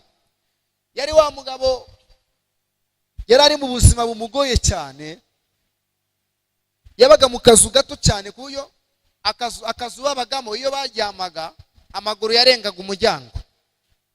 Murumva situation. Iyo yaryamaga kwa kuryama gusa, amaguru yasokaga hanze, nibwo bari agasoka hanze bagacinga kugi, bari barashize akanya kugira ngo amaguru ajye asoka hanze. n'ay'umugore we, niko kazi yabagamo. Ariko afite ibanga ryitwa kugira iki? Gusenga. Ndakwifuriza ngo wibike ijambo ryitwa gusenga. Ikindi wibike ijambo rivuga ngo nzagutabara, nzakugira neza, nzakurengera, nzakugwanira, nzakuzama. Iyo umuntu afite ijambo ryahanuye ku buzima bwe, niyo ryatinda ntabwo rihera. Yesu ashimwe cyane. Wa mugabo akomeza gusenga, ariko icyo namukundiraga kimwe cyo, nubwo yari umukene, yari azi gukorera Imana. Ndagira ngo mwaya masengesho wige gukorera Imana. Amen. Abapasiteri rero tuba dufite utubazo twinshi dutandukanye. Nababwiye ngo mwaya masengesho tuzakora amasengesho, ariko twiga no gukorera Imana. Gukorera Imana, urebe umuntu wafasha, urebe ikintu wakora mu nzu y'Imana, niko nababwiye. Noneho mu gitondo hari uwamamagaye nawe arambwira ngo pastor, ngo ngewe rero ngo ndabona ngo ibintu byo gusenga ngo bitari bushoboke. Ati gute? Ati waratubwiye ngo tuzasenga ariko tunakora. None nabyutse narwaye umugongo. Ati sinabashije kujya mu kazi. Ati ubwo rero urumva amasengesho ati nayishe. Ndavuga ati rero sinakubwiye akazi kawe bwite, nakubwiye gukora umurimo ukora izaguherekeza.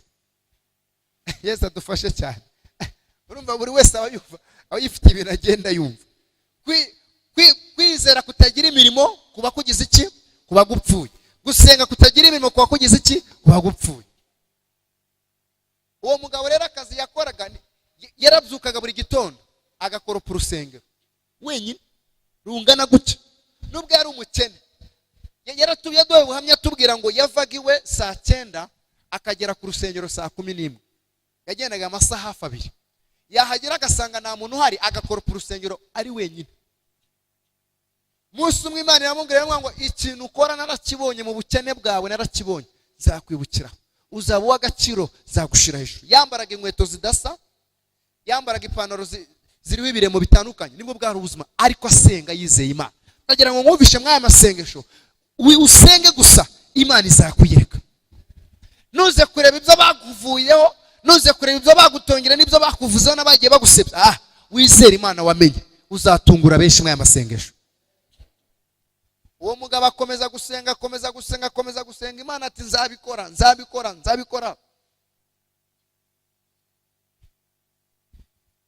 Yari afite abantu 8. Imvura umuntu wari ufite abantu 8 bari barishwe na bwaki bose. Abantu 8 se umufuka w'umuceri ko bawumara iminsi 3, wakanga ko ari iminsi 2. Ubwo guteka no guteka ibiro 5. Yari afite utwana twinshi kandi tukiri dutoya cyane. Yesu adufashe cyane. Haleluya. Umunsi umwe avuye gusenga, yarafashe amasengesho y'7. Aravuga ati Imana, ndashaka kumenyekana, ubuzima ndaburambiwe. Bimenyekane niba uzanabara cyangwa utazanabara. Menye ayo makuru nyamenye. Imana ati nzagutabara. Amaze kuyasoza ndagira nkwereke ukuboko kw'Imana. Amaze kuyasoza, hari ikintu abakristo tugomba kuzirikana no kumenya. Ntukibwire ngo nufata amasengesho ngo Imana izahita igutabara ako kanya. Yego. Ikindi cya kabiri, uzirinde kuvuga ngo nufata amasengesho wenda urugero wayashoje ngo Imana igira iki kuvugaho. Ushobora kujya ahantu cyangwa ukaza mu rusengero ati Imana imbwire ko yabanye nanjye. Wakumva itabivuze ukagira ngo ni yabanye nawe. Yabanye nawe. Bitukitiranya ibyo nuko ari ukuntu umuntu asenga akaba ati se ko numva Imana itambwiye ko yanambonye ubu. Imana yakikora yavuze igakora itanavuze. Wa mugabo asenze yumva Imana ngo bahanuriye abandi mu rusengero, bamugezeho baramusimbuka. Aravuga ati atahababaye cyane ati Imana ntiyanyumvishije. Bigaragara ko Imana itambonye.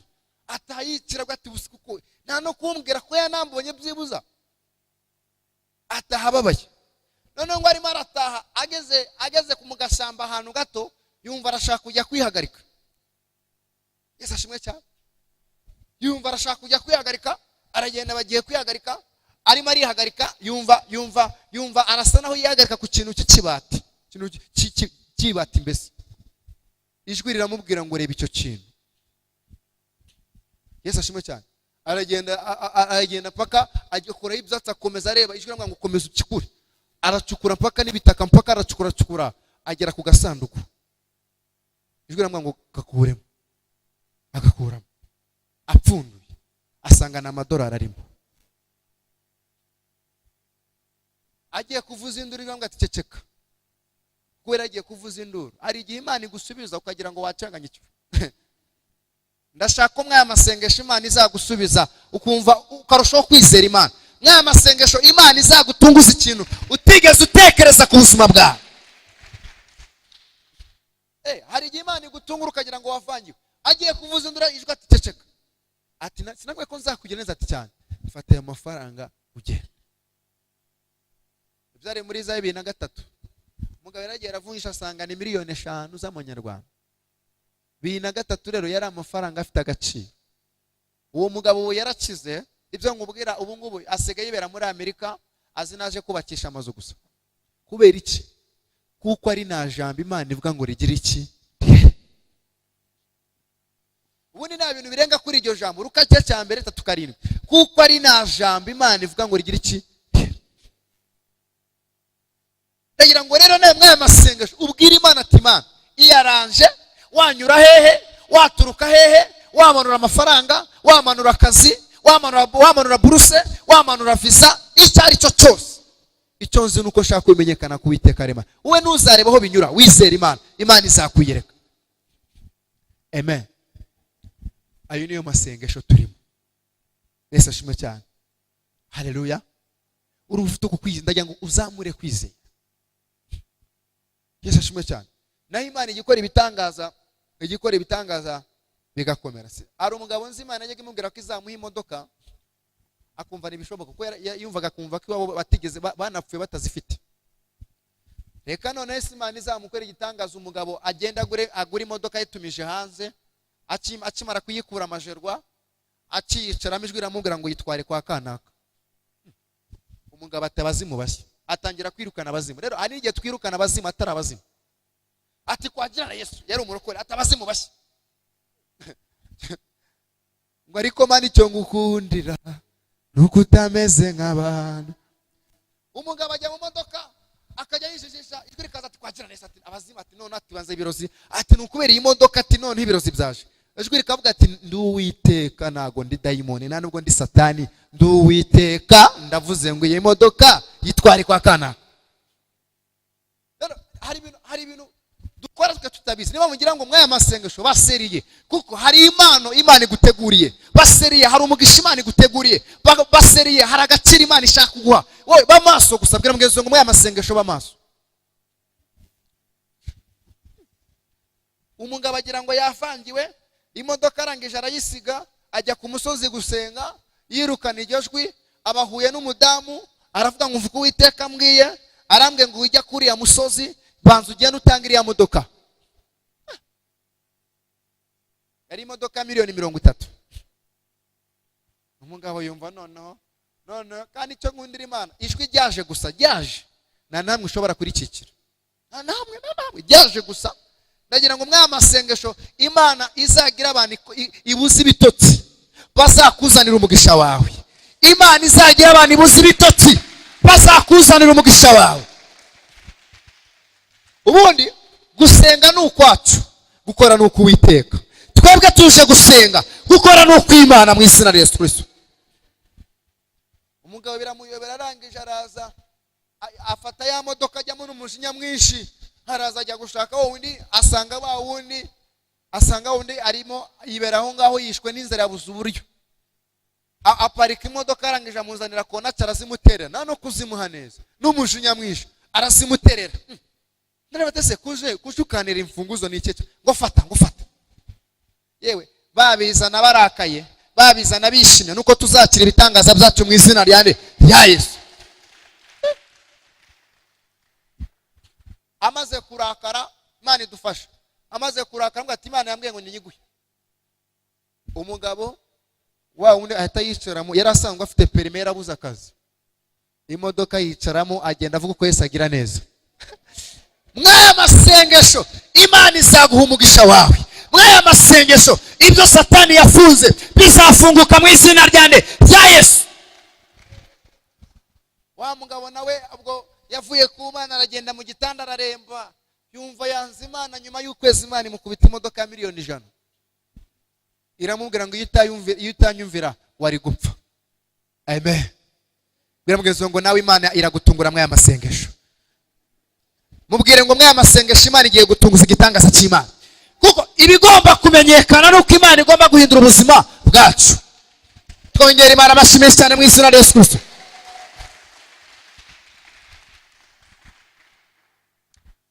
Twabyumvishe. Wivuga ngo abagabo barabuze, umugabo wawe arahari, ahubwo Satani akunyuzaho atari. Bari n'abasore bishiramo cyangwa abakobwa ngo umugabo yarabuze, ngo abakobwa beza barabuze. Imana iravuze ngo Imana ikurema ikuremera n'uwo muzabana.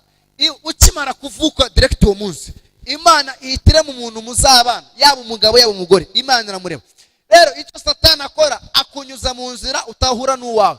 Ikindi akakuzana abantu badashobotse. Ariko ngo mwaya masengesho uwawe, yaba ari mu ishyamba, yaba ari mu mwobo, yaba ari he, uyu munsi wa none imbaraga z'Imana zimukure muri iryo shamba, azatuza guhagaza imbere akubwira ngo ninjye Uwiteka yakuntumye mu izina rya Yesu. Niko kure. Ikintu ugomba kumenya mu Kristo nawe nkurikiranye, ikintu ugomba kumenya ni ukuvuga ngo buri wese Imana imuremera umugisha. Buri wese afite umugisha we. Ntabwo Robert shobora kuzajya kugwanira umugisha we, kuko mfite umugisha wanjye no ufite umugisha wawe. Rero icyo Satani akora, agenda tubuza umugisha. Ariko iyo twasenze, agaciro ko gusenga, akamaro ko kwiyiriza, iyo wasenze Imana iguhuza n'umugisha wawe. Iyo wasenze wongera kugira ubusabane n'Imana. Iyo wasenze wongera kugira favor y'Imana. Iyo wasenze hari iminyiriri kuvaho bikamenyekana ko wasenze Imana. Nibazakubesha, nibazakubwire ngo kandi ikindi abarokore ndakwifuri muri aya masengesho, ndagusaba nkwinginga, wisaba Imana utuntu turi simple. Wisaba Imana utuntu tw'abantu badatekereza, kuko ari igihe umuntu aba adatekereza. Umuntu yigeze kuza areba ngo pasa ngo nimusengere, ngo arashaka 20,000 gusa. Ubwo yarambwira ati pasa ati ndashaka gucuruza. Ate none ndambwira ati none mbwira amafaranga ushaka. Ati ndashaka ko Imana iba 20,000. Ndamuhaze se nibyo amadolari woya, nibyo amagande ni ati nibyo amanyarwanda. Nyumvira, umuntu ushobora gufata iminsi 7 asa 20,000. Umugabo umwe bigeze kujya ku musozi gusenga ari 2. Bagezeho umugabo abakubise isengesho ati Imana ndashaka 1,100,000 z'amadolari. Undi aravuga ati Imana nge ndashaka 50,000 by'amanyarwanda. Umugabo aravuga ati se urashaka 50 by'amadolari cyangwa n'iby'amanyarwanda? Ati n'iby'amanyarwanda. Nibyo byakuzanye ati cyane. Umugabo afata mu ikofara yabarabara ati fata utahe sigarane n'Imana yanjye. Wa undi na n'ubu aracyasabiriza, wasabye 50 by'amanyarwanda, wa undi wasabye 1,100,000 z'amadolari, ubu ni umukirere yabonye. Ukusa ntabwo Imana izaguha ibirenze ibyo usaba. Ntabwo Imana izagwa ibirenze ubwenge bwawe. Izaguha ihashije kwifuza ku mutima wawe. Nusaba bike iraguha bike. Ndagira ngo mwaya masengesho y'iminsi 7 wisaba nk'abana. Urasa 1,000,000 hariya mu mujyi gukodesha umuryango ni 2,000,000. Ubwo uri ufite yerekwa cyangwa urashaka gucuruza mu ikaritsiye nk'abantu bashaka abacuruzi bakomeye. Zamura kwizera mu izina rya Yesu. Urimo urasaba ngo urajya kurangura muri bihugu duturanye, undi arasaba kujya kurangura mu Bushinwa, urumva ufite yerekwa. Bwira Imana ngo ninangira gucuruza nzurira indege nge kurangura hanze zana amakontineri mu izina rya Yesu. Zamura kwizera mwaya masengesho, Imana irakora ibitangaza by'amaraso Yesu Kristo. Ndagira ngo duhaguruke twese duhaguruke twegere ijuru.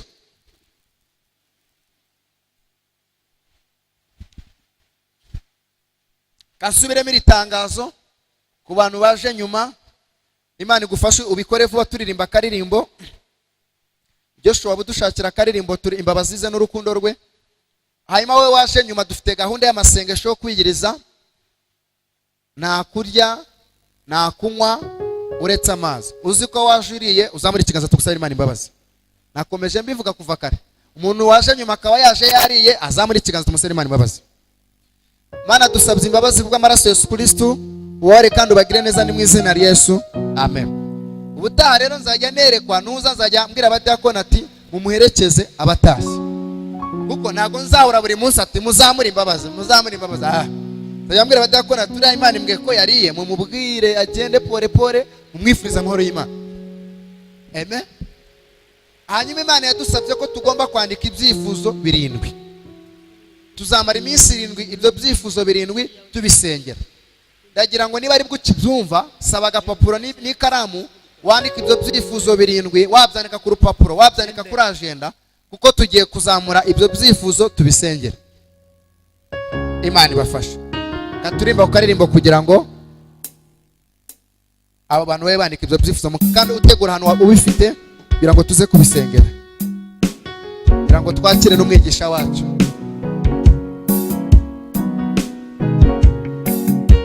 Nawe udukurikiranye ufata ibyo byifuzo byawe urupapuro rwawe, mukanya tugiye kubisengera, turagusengera kandi Imana iraza guhindura amateka y'ubuzima bwawe, uraza kubona ukuboko kw'Imana.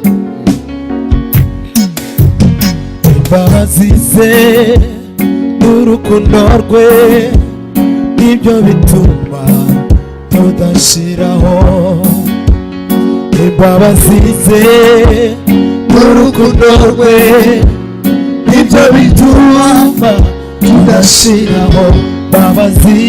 Imbabazi ze n'urukundo rwe nibyo bituma tudashiraho. Imbabazi ze n'urukundo rwe nibyo bituma tudashiraho. Imbabazi ze n'urukundo rwe nibyo bituma kuko imigambi yawe kuri jyewe kuko imigambi yawe kuri jyewe ari mwiza.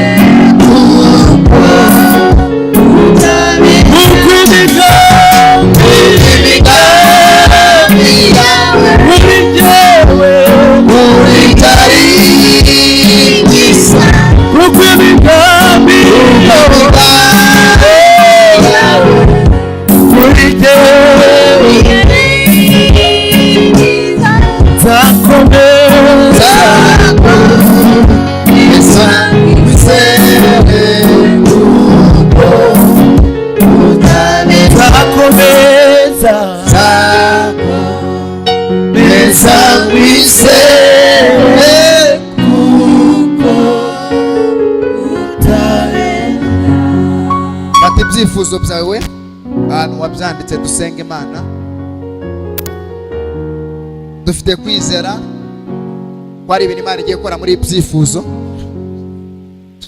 Twagiye twizera abantu ntibyashoboka, twagiye twandikira abantu impapuro zitandukanye ntibadusubiza, twagiye twandikira abantu messages zisanzwe ntibadusubiza, ariko twandikiye Imana yo mu ijuru. Haleluya. Nyabuneka nuze gusaba ibintu biri simple, nabanje kubigusaba. Hari igihe umuntu yandika icyifuzo ati Imana ndashaka ikibanza, ugasanga hepfo aranditse ndashaka inzu, ukibaza ikibanza n'inzu araho bitaniye. Ukumva umuntu avuze ati Imana mpa amafaranga, ugasanga hepfo yanditse ngo Mana amakazi. Nubona akazi urabona amafaranga. Andika nk'abantu bafite iyerekwa, biramubwiza ngo ugire iyerekwa mu izina rya Yesu Kristo. Haleluya. Zamura dusenga Imana. Zamura ibyifuzo byawe, ndetse nawe udukurikiranye kuri YouTube kuri live, uzamura ibyifuzo byawe, byandike ku rupapuro, uzamure kwizera. Dufite kwizera ko Imana igiye guhindura amateka, dufite kwizera ko Imana igiye gukora byinshi mu izina rye. Zamura ibiganza, zamura ibyifuzo byawe gusa. Manura ikiganza uzamure icyifuzo cyawe gusa. Mana mu izina rya Yesu, uri Imana ifite imbaraga. Ijambo ryaratubwiye ngo kwizera kurarema. Aya masaha twandikiye wowe, twanditse ibyifuzo 7 n'aya masengesho y'iminsi 7. ku munsi wa mbere mwami twiyirije kuko turi imbere yawe. Dufite kwizera kuri Imana ishoboye, dufite kwizera kuri Imana ihinduka, dufite kwizera kuri Imana idahinduka, dufite kwizera kuri Imana ikiza mwami. Tuzamuye kwizera. Reba ibyifuzo data twese twanditse imbere yawe. Haza kwifuza kwa abana bawe, haza kwifuza k'imitima yacu. Turemera amashimwe mu izina rya Yesu Kristo. Hindura amateka, hindura ubuzima mu izina rya Yesu. Bitagenda bigende, bidashoboka bishoboke, ibyo tudashaka ntibigende mu izina rya Yesu Kristo. Dutesheje agaciro imbaraga ziturwanya, turananiza imbaraga z'umwijima katika jina la Yesu Kristo. Mana la benesidele mrefreda. Hera ku cyifuzo cya mbere, ugere ku cyifuzo cya karindwi, udusubize data wa twese. Turambiye ubuzima, turambiye imibereho, hari ibyo duhaze, turambiye agasuro ka Satani mu izina rya Yesu. Ohereza marayika w'Imana ujye ubasha kureba gusaba kw'abana bawe. Bahere ku cyifuzo cya mbere, uhaze kwifuza kwacu. Mw'iyi minsi 7 twiteguye kuzadusubiza, mw'iyi minsi 7 twiteguye kugiye kutugira neza, mw'iyi minsi 7 twiteguye ubutsinzi, mw'iyi minsi 7 twiteguye mwami ko bigiye kumenyekana ko twasenze, ko bigiye kumenyekana ko uwera, ko bigiye kumenyekana ko ushoboye byose. Subira mw'iri sengesho, subira mw'iri sengesho, vuga ngo mwami Yesu, uyu munsi wa none ni wowe nizeye. Ntabwo nizeye abantu kuko narabizeye ntacyo bamariye. Ntabwo nizeye ubwenge bwanjye kuko ntacyo bwamariye. Ariko uyu munsi wa none nizeye ijambo ryawe rivuga ngo kwizera kurarema, rivuga ngo kwizera kurarema. Nizeye ijambo ryawe ribasha gusenya imbaraga z'umwijima, rikazana iby'agaciro ku buzima bwanjye. Vuga ngo mwami Yesu, uyu munsi wa none zamuye kwizera kuri ibi byifuzo kugira ngo usubize, kugira ngo usubize. Kuko Mana ndi umwana wawe, ndi umwana wawe warose mu bise by'amaraso yawe kugira ngo uzangirire neza. Kandi Mana ndagushimira kuko uri Imana ivuga, wategeka bigakomera, kandi iyo uvuze urasohoza. Ndagushimye ko ibyo nakwandikiye ugiye kubisohoza bikamenyekana ko Uwiteka ari Imana. Ndagushimye Mana ko ugiye kunsubija, ndagushimye ko Mana no kuntabara, ndagushimye ko Mana no kungirira neza. Icyubahiro kibi cyawe ni mu izina rya Yesu Kristo, amen. Dukomere Imana amashimwe cyane mu izina rya Yesu Kristo. Twicare mu bwiza bw'Imana.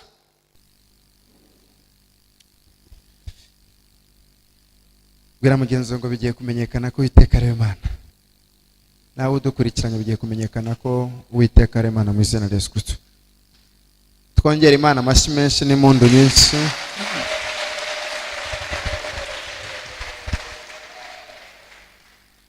Turashimira Imana akoze w'Imana Pastor Zigirinshuti. Imana imuhe umugisha muri byose mu izina rya Yesu. Tuzamura ibiganza tumusabire umugisha w'Imana. Twongere tuvuge ngo azagaruke, kandi yemeye ko ejo azaba ari kumwe natwe n'ibyishimo byinshi ku buzima bwacu. Umubyeyi wacu dukunda kandi nawe udukunda, turabishimira Imana. Yari amaze iminsi ari hanze, yari atararuhuka, ariko bemera kuza kwifatanya natwe. Imana imuhe umugisha muri byose. Turashimira Imana ku bwa Pastor Jean Dodier. Reka nahaguruka dusuhuza Imana imuhe umugisha mu izina rya Yesu Kristo. Nawe turi kumwe muri iki giterane, nawe azatubwiriza. Tumwe n'abandi bakozi Imana benshi muri iyi minsi 7 bazatubwiriza ijambo ry'Imana, amen. Kandi dufite kwizera ko tuzakuramo umugisha mwinshi. Imana yambwiye ngo mbabwire, Imana yambwiye ngo mbabwire ngo tuzagera ku wa gatatu buri wese afite ishimwe. Wa gatatu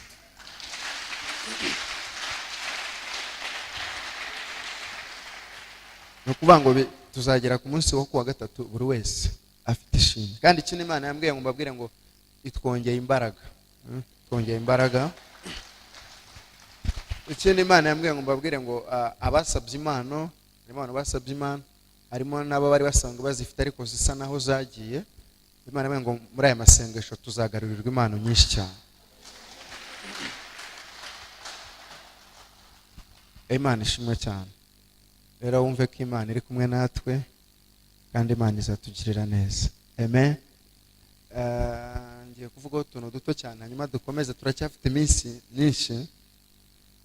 Hanyuma mbibutsa ko ari amasengesho yo kwiyiriza, nta kintu twemere gufata ku manwa uretse amazi wumvishe wenda ugize intege nkeya.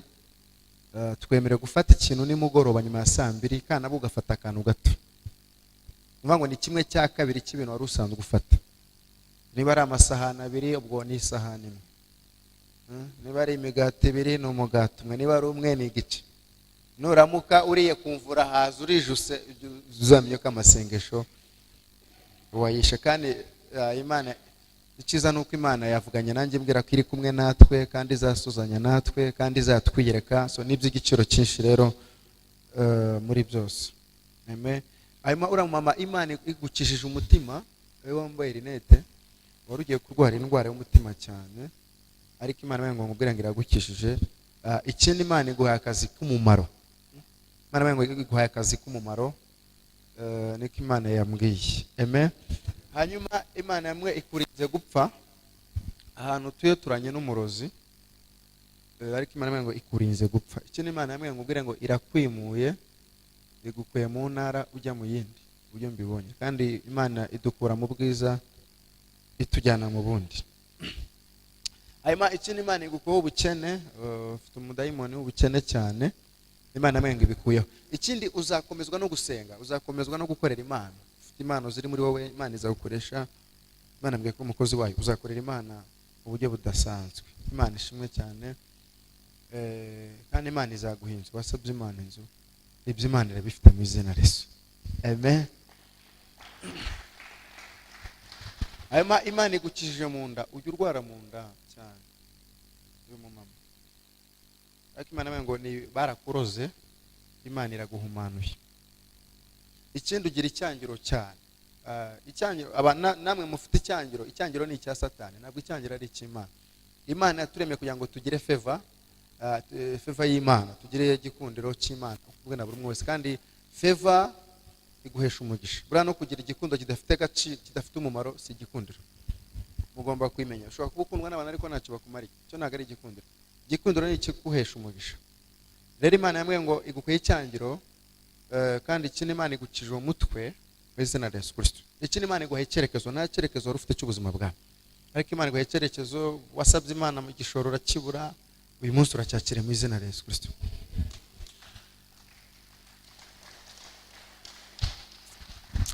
Katurekeraho, turacyafite iminsi. Amen. Turacyari mu masengesho yo gusenga. Imana ibaho umugisha. Kandi mwakoze kuza, mwakoze kwifatanya natwe. Imana ibaho umugisha. Itangazo rero nuko Yesu ari umwami.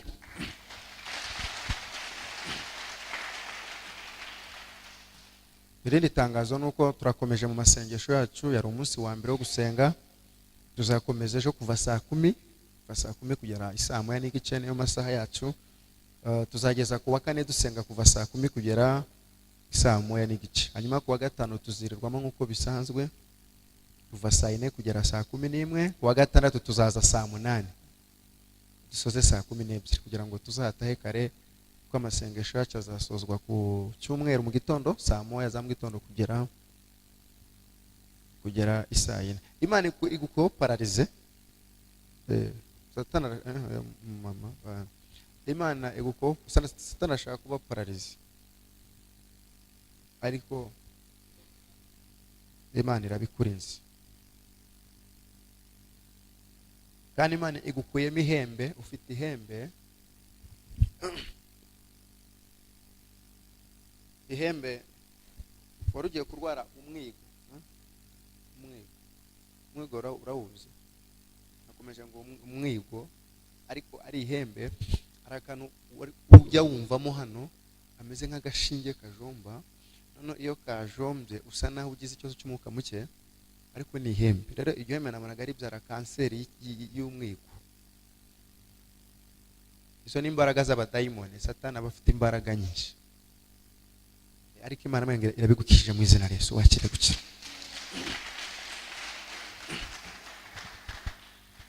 kandi Imana iguha umugisha mu izina rya Yesu Kristo. Mwese mbasabiye umugisha w'Imana kuba mwaje gusenga. Abantu bitanze bakiyiriza biragoye, ariko Imana iradufasha. Ndabizi ko kwiyiriza n'intambara, turabizi ibintu byo kwiyiriza twe tubihoramo. Ndabizi iyo wiyirije uhura n'intambara nyinshi, umubiri urananira, ugira inzara utigeze ujya, ariko kuba wabyiyemeje, komeza amaboko, wizere Kristo, Imana izakubasha kandi Imana iguha umugisha muri byose. Hanyuma Imana yambwiye ngo nkubwire ngo ikurinze gusara. Yewe yes hari umuntu ushaka gusara, arashaka gusara usigaje iminsi 3 ngo ukore ubukwe, kandi nawe ubyiyumvamo. Hari umuntu ushaka gusara nyuma y'iminsi 3 ufite ubukwe, kuko numvaga avuga ngo naga yatanze igitambo kugira ngo ntuzashake, mbese muri make. Noneho Imana yambwiye ko yamaze kukubohora. Imana yakubohoye. ubukwe buzaba, ariko uwo muntu azaguhamagara uri muri gahunda z'ubukwe. Uwo muntu azaguhamagara uri murapanga ibintu by'ubukwe, umva araguhamagara y'abahanzi, muzavugane na ntacyo azagutwara. Imana amaze kubikora mu izina rya Yesu Kristo. Ne nkomeza amagazi imbere yanyu, ndakomeza nerwa kandi dukeneye gutaha. Eza shime cyane. Batwigishije ati umwuka yogendwa na nyirabo muri we. Turacyafite iminsi myinshi, kandi mwe amasengesho tuzabana namwe bishoboka. Tuzaganira n'Imana bishoboka, kuko icyo twifuza kinini no kuganira n'Imana, gusabana n'Imana, kandi Imana izabikora. Izabikora. Rero turashima Imana ku bakozi Imana batwigishije. Pastor Michel Zigirinshuti turi kumwe ejo, azaza kuduha tuzaze kare kugira ngo turusheho kumuha umwanya uhagije kandi atuganirize muri byose. Reka dusoze tuzakomeza umunsi w'ejo. Muhaguruke dusenge gutandukana. Mana, mu izina rya Yesu turagushimye kuri Imana ifite imbaraga, turagushimye kuri Imana ihambaye. Dukweretse umunsi wa mbere Mana dutangiye amasengesho y'iminsi 7 yo kwiyiriza ubusa, avuga ngo nimenyekane ku iteka ari Imana. Hari abifatanyije natwe bari hanze y'igihugu, bari muri Afurika, bari i Burayi, bari ku mugabane w'u Burayi, bari muri Aziya, bari mu bihugu bitandukanye, ndetse hari n'abari mu Rwanda batabashiye kuboneka, bari mu kazi, n'aba badukurikiranye live kuri YouTube. Mwami, turifuza ko imenyekana ku iteka ari Imana. Tugushimye ko uyu munsi wa mbere wabanye natwe. Sengeye Imana imitima y'abantu bifatanyije natwe kwigiriza ngo ubane nabo kandi ubakomeze, ubaha imbaraga zo gusenga, ubaha imbaraga zo kukwegera, ubarinde ibyabagusha, ubarinde ibisitaza, ubarinde icyaha n'igisa nacyo, ubarinde amajwi y'abakinege. Ibyo byose biteshwa agaciro. Uko batubwiye ngo uyu muriro waramanutse utwika buri kintu cyose, reka uyu muriro uzamanuke mw'aya masengesho, utwike bitavuga Imana ku buzima bw'abana bawe. Mu izina uzana n'izi mbaraga mbi zose z'umwijima. Ahubwo Mwami, iri jambo rivuga ngo bimenyekane, rizaduhesha agaciro, rizaduhesha umugisha, rizaduhesha kurama, rizaduhesha ubukire, rizaduhesha ubugingo, kugira ngo isi yose imenye ko Uwiteka ari Imana. Tugiye gutandukana, urinde intambwe zabo kandi ubashoboze Mana muri byose. Buri umwe wese agere mu rugo amahoro, kugira ngo izina ryawe rishigwe hejuru, kandi twongera guhura ku munsi w'ejo uzabane natwe, nabwo bizamenyekane ku Uwiteka ari Imana. Turagushimye Mana ko tugire neza kandi uje kuturinda, kandi tugushimye neza yawe ko wavuze ko utangiranye natwe kandi uzasuzanya natwe, kandi ku munsi wa gatatu tukaba twiteguye igitangaza mu biganza byacu. Urakoze Mana ko twumvishije, natwe tubise tubyize muri byose, ni mu izina rya Yesu Kristo. Amen. Amahoro y'Imana bane namwe. Mugenda amahoro, tubifuriza urugendo rwiza na hejo. Shalom shalom.